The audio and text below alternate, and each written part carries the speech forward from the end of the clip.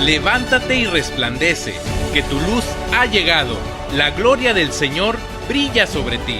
Isaías 61. Bienvenidos a su programa Una luz en el camino de la vida, con el Padre Marcelo Barrionuevo, donde el caminar y reflexionar en el amor de Dios sea nuestra luz de vida. Bienvenidos.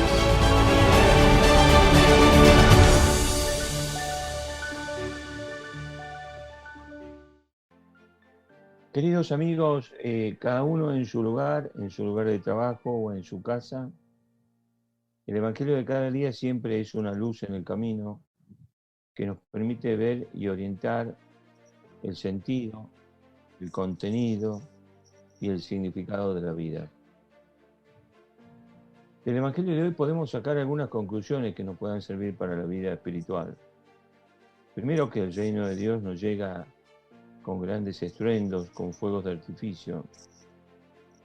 Es un pequeño grano de mostaza que debe ir creciendo en el corazón de cada uno.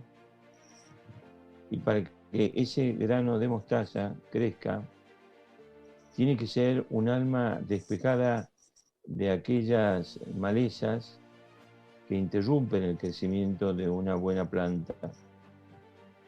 A veces Dios quiere hacer muchas cosas con nosotros, pero a veces se lo impedimos porque el corazón está lleno de algunas situaciones, de algunas complicaciones interiores que no permiten ser dócil a la palabra, porque este reino de los cielos, el granito de mostaza, la levadura, tiene un paralelismo espiritual con lo que es la parábola del sembrador.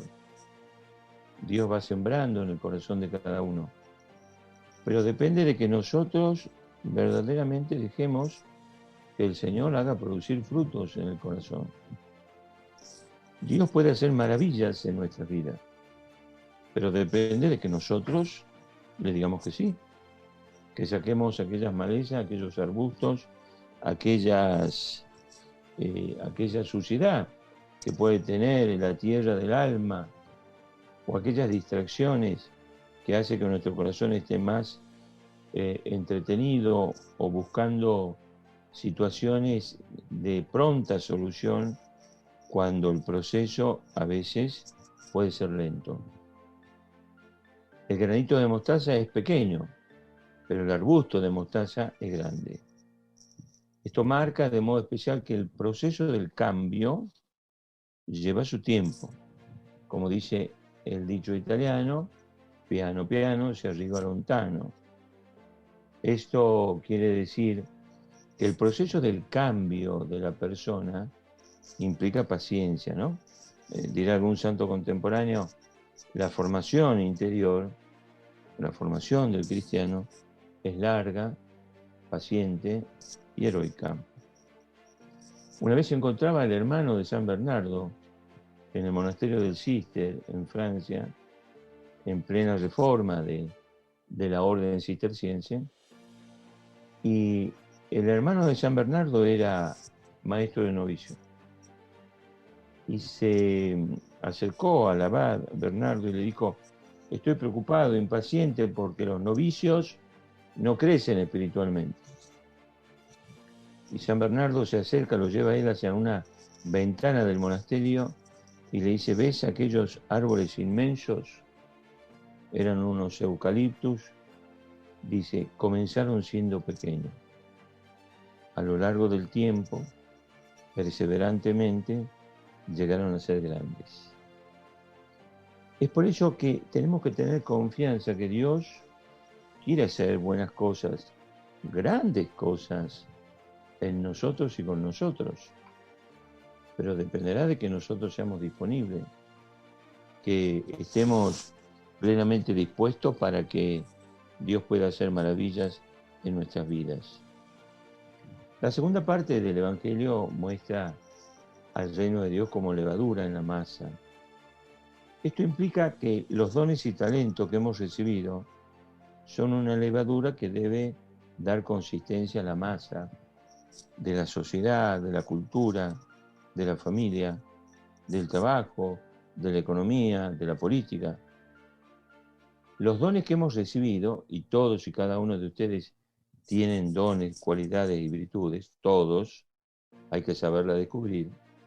Todos y cada uno están llamados a fermentar de los talentos, dones, carismas y virtudes que cada uno de ustedes tiene. Estamos llamados a fermentar la masa de la sociedad, de la familia, del ambiente de trabajo. En el próximo tema vamos a hablar de la espiritualidad, de cómo sobrellevar el sufrimiento. Pero la masa, la levadura en la masa, pone de manifiesto la responsabilidad que tenemos en el cambio de la estructura social, cultural, política. Esta radio hace mucho bien. Solamente Dios sabe lo que produce en el corazón de la gente a través del medio de comunicación. Pero es eso, hay que jugarse por hacer el cambio con la levadura buena dentro de la sociedad que nos toca vivir. Es el contexto y la realidad del proceso de una vida cristiana que está llamada a cambiar el mundo. No se olviden que cuando se estudia la historia de la Iglesia, en la primera época del cristianismo, el cristianismo empezó en los pueblos rurales, luego llegó a la zona urbanizada de las grandes metrópolis, comenzó por los mercados, por las familias más sencillas, luego llegó a los estamentos de los comerciantes, luego pasó a los lugares del mundo de los senadores en el Imperio Romano, y de repente el emperador se vio que la cocinera, los que limpiaban el palacio, sus senadores, sus comerciantes eran cristianos. Eso muestra de modo especial cómo la levadura de una buena masa, en una buena masa puede hacer mucho bien. Esto que estamos haciendo, hablar en la radio, armar una radio, programarla, significa de modo especial hacer el proceso de una levadura que hace mucho bien. Como todos los medios de comunicación, siempre se necesitan sostenerlo. El aporte, la ayuda que cada uno puede hacer, ayuda de modo especial al camino del desarrollo tanto del granito de mostaza como de la levadura. Es bueno que te preguntes qué puedes hacer. Primero, respecto al plano interior, tener mucha paciencia en el proceso de nuestro cambio. Aristóteles decía que a las pasiones se las vence políticamente. ¿Qué significa? Que el cambio, si no es una gracia de conversión inmediata, es un cambio progresivo, no es rupturista de un modo inmediato. Pero uno tiene que ir haciéndose cristiano todos los días, en cada momento y en cada circunstancia. Ahora, cada uno está llamado a hacerse una propuesta hoy. ¿Yo en qué puedo cambiar y qué puedo cambiar de mi alrededor? Podemos fomentar que la gente escuche la radio, podemos hacer que la gente rece el rosario a través de la radio, podemos lograr que el camino de la asistencia a misa, volver a la misa, a la Eucaristía, sea el modo, podemos hacer el apostolado de que la gente se confiese, vuelva al sacramento. Bueno, esos son modos de producir la conversión y el camino de nuestra integridad en el seguimiento del Señor. Vamos terminando esta primera parte del programa en este comentario evangélico para encontrarnos dentro de unos minutos y poder reflexionar el hecho de sobrellevar aquellos sufrimientos que transcurren en la vida y que indudablemente nos hacen pensar cómo tenemos que sostenerlo con la fuerza y con la vida de la fe. Ahora pasamos al operador para juntos esperar el segundo momento.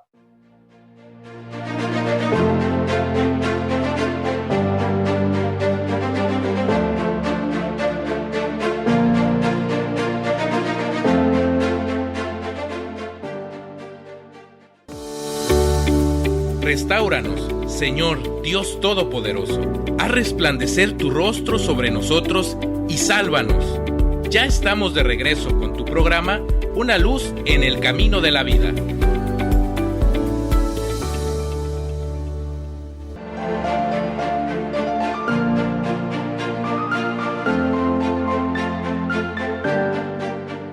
yo trato de imaginar por ahí si ustedes entran a mi Face figura como Jorge Marcelo, solo Jorge Marcelo, como para que si por ahí me mandan algunos mensajes, me permitan compartir experiencias o a la página de la radio, de tal manera que aquellas situaciones que ustedes quieran compartir o momentos de aclarar alguna cuestión, pueda servir de modo especial para interrelacionar y generar un diálogo en mayor profundidad.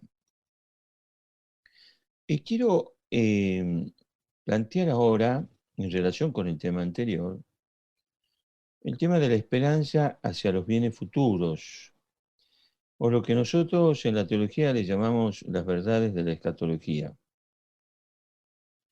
¿Por qué quiero hablar de esto? Estamos ya a unos cuantos días de comenzar noviembre, a 3 domingos de terminar el año litúrgico, y dentro de un mes estar ya viviendo el Adviento, preparándonos a la Navidad.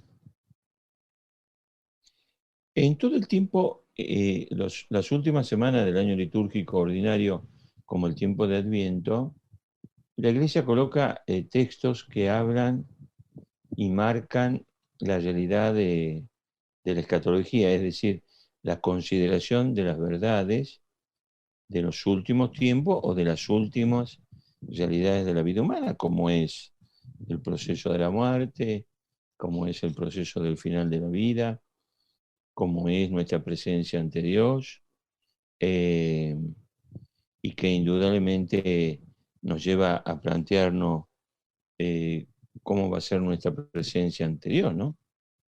Y quisiera partir de esa expresión que lo escuchaba algún sacerdote español haciendo un comentario de la carta del Papa Benedicto a un amigo que había fallecido, diciendo, este amigo mío se ha reunido con los otros amigos en el cielo. Espero yo también poder prontamente encontrarme con ellos. Es una carta que en 2 renglones pone de manifiesto la firme convicción del cielo de parte del Papa Benedicto. Es una carta preciosa que marca el sentido de la vida eterna. El sentido de la vida eterna para nosotros es importantísimo porque yo tengo en claro hacia dónde voy. El tema es vivir en la historia teniendo en claro hacia dónde voy.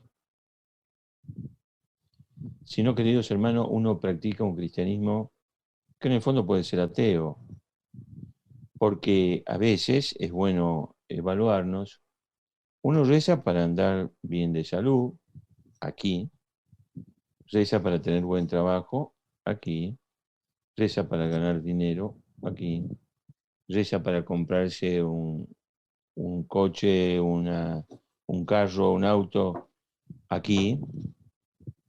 Pero si nos damos cuenta y analizamos el modo y la manera de plantear la vida, es solo para vivir aquí. Y la vida eterna, en la consideración de las cosas, aparece como una cosa, una realidad difusa. Entonces, hay que replantear el objetivo. Porque uno, en última, de la vida no se lleva nada, absolutamente nada.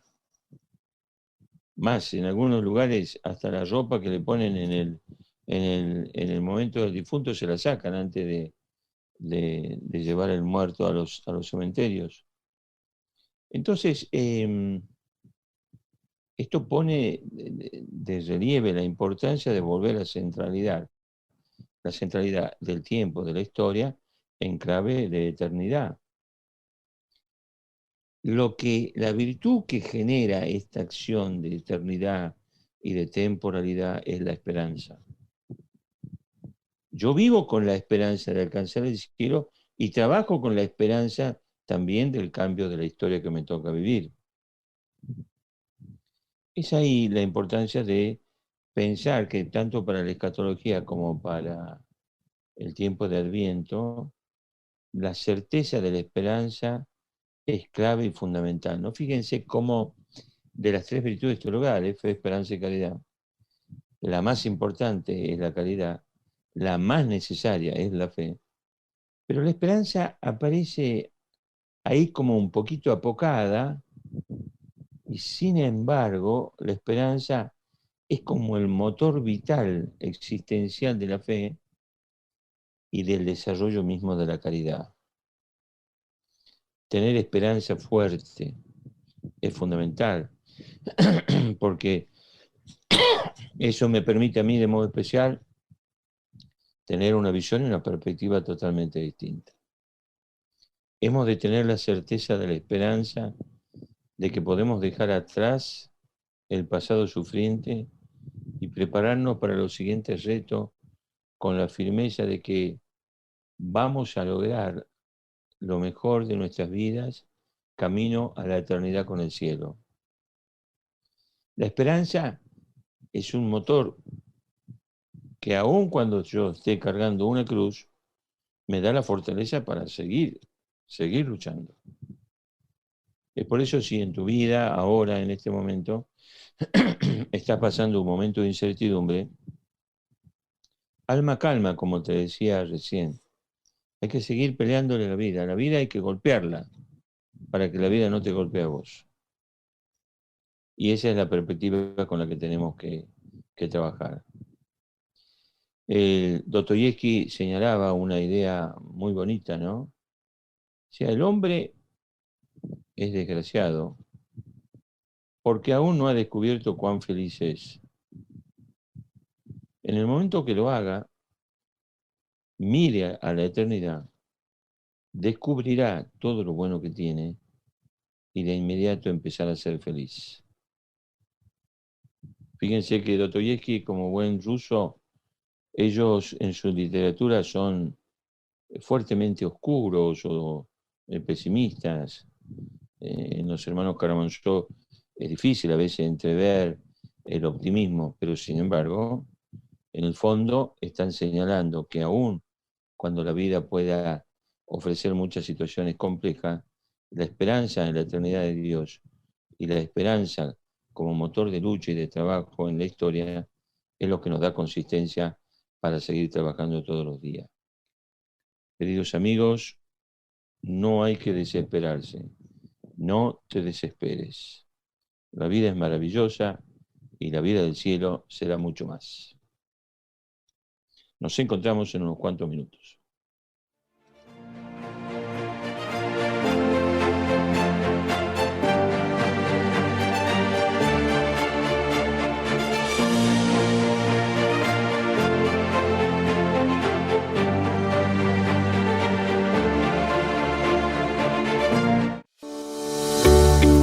Restáuranos, Señor Dios Todopoderoso. Haz resplandecer tu rostro sobre nosotros y sálvanos. Ya estamos de regreso con tu programa, Una luz en el camino de la vida.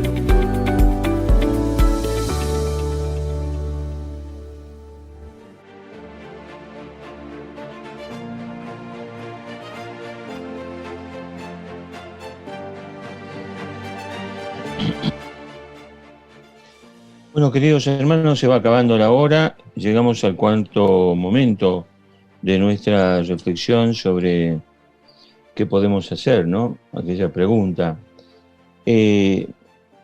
Acá en Argentina existe un autor, Marcos Aguinis, lo doy al nombre del autor porque el título de uno de sus libros, en plena crisis argentina, hacia el 2000, titulaba ¿Qué hacer?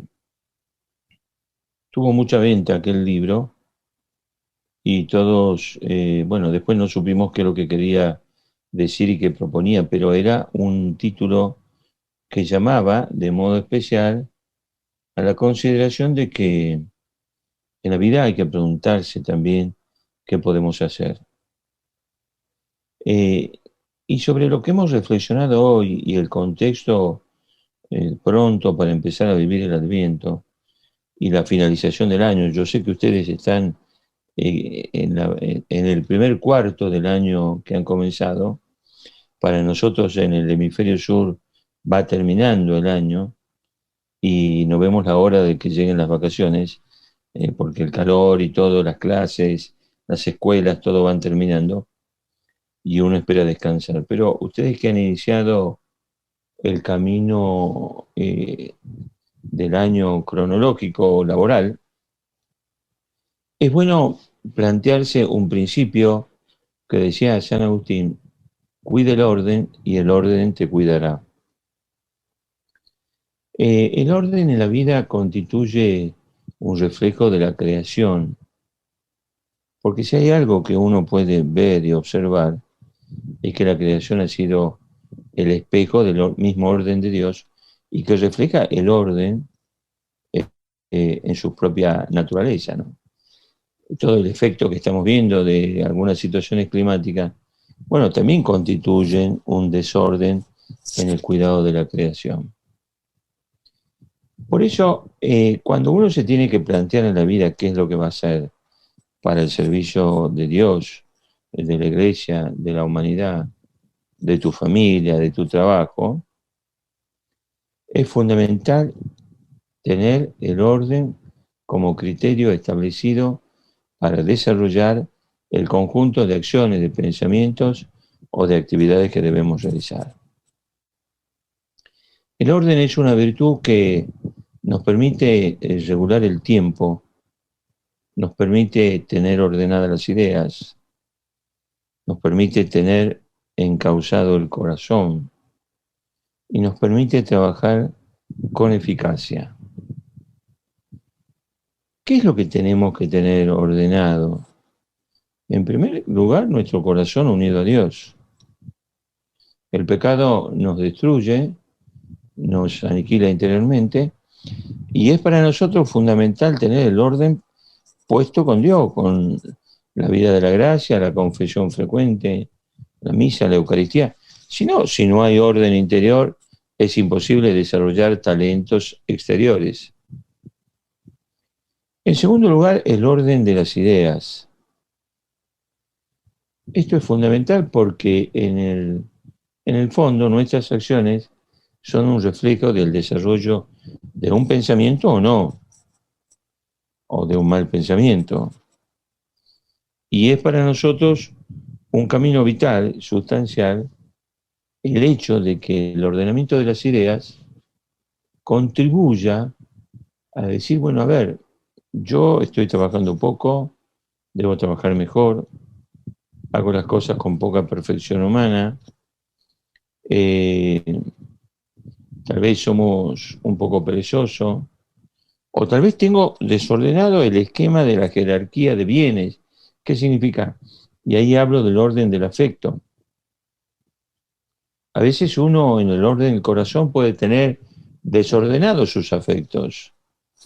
Tiene adicción al mundo telefónico o al mundo de la web, no dialoga con su esposa o sus hijos, está metido en lo virtual de tal manera que no tiene tiempo para tener diálogos profundos, esenciales, o tiene el corazón desordenado o con afectos desordenados que tienden a buscar otras cosas que no ayudan a la tranquilidad de la conciencia. Orden con Dios, orden en las ideas, no tener dudas, por ejemplo. Es bueno no tener dudas. Y luego considerar el orden del afecto. Y luego el orden en el trabajo. Si uno no es ordenado en el trabajo, no trabaja con profesionalidad, indudablemente termina siendo, voy a decirlo en términos muy argentinos. Acá en Argentina, cuando uno es desordenado o trabaja con desorden, decimos es un chanta, un chantum, para dar a entender que es una persona desaprensiva en el desarrollo de perfeccionamiento de las cosas que hace. Llega tarde, trabaja a media máquina, no hace las cosas bien, no es preciso, no es ordenado. Entonces, eso es un tema que, bueno, tal vez en algunas sociedades más exigentes, tal vez el contexto en el que ustedes viven, ese desarrollo de exigencia se da. Bueno, pero en nuestros pueblos latinos muchas veces somos un poco desordenados para trabajar. Estas 4 ideas sobre el orden nos tienen que llevar a preguntarnos qué hacer, sobre qué temas, sobre qué cuestiones, sobre qué apostolado, sobre qué situación que podemos plantear. Y es por eso que les animo, ya despidiéndolos, que podamos ir pensando hacia el final del año cronológico, pensando en el Adviento de la Navidad. ¿Qué voy a hacer para que Dios esté más presente en esta humanidad? ¿Qué voy a hacer para que la libertad sea mejor respetada? ¿Qué voy a hacer para que la verdad sea mejor conocida? ¿Qué voy a hacer para que otros que están lejos de Dios vuelvan a acercarse?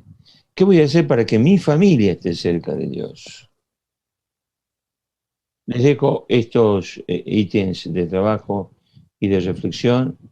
Los bendigo desde Argentina, queriendo conocerlos y verlos algún día por allí, cuando Dios lo decide, lo proponga, y les doy mi bendición para que nos encontremos el próximo martes a las 12 horas, hora de Los Ángeles, 16 horas, hora de Argentina. Bendiciones y un saludo para todos.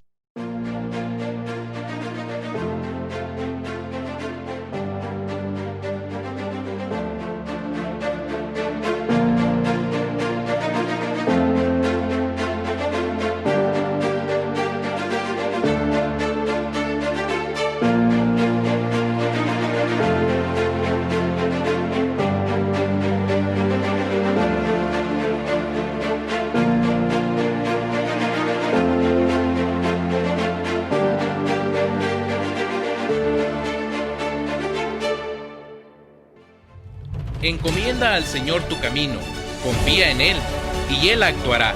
Hará que tu justicia resplandezca como el alba, tu justa causa como el sol de mediodía. Que la gracia del Señor les acompañe siempre, y su mano poderosa les guíe. Hasta aquí su programa, Una luz en el camino de la vida. El Padre Marcelo Barrionuevo les agradece su sintonía, y les espera en su próxima edición.